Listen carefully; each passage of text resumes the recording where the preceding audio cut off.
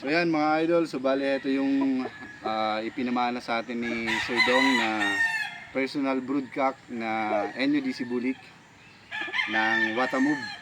Ayan guys. So kaawat lang nito nung Sunday sa breeding pen nila. At ako naman, abangers. Kaya pero tayo ngayon, kinuha natin yung pinangako sa atin ni Sir Dong na ipapamana niya sa atin yung isa sa mga broodcock niya.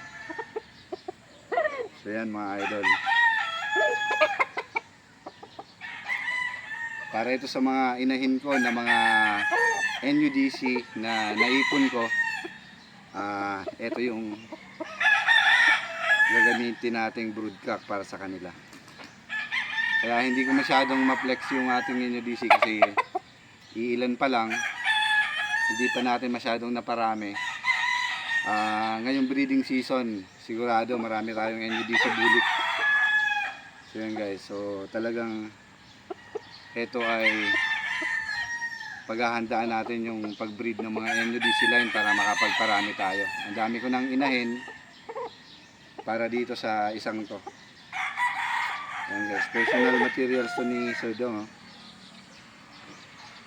Watamove, NUDC Watamove Broodstag. Double leg band DC3 Gallios. NUDC Broodstag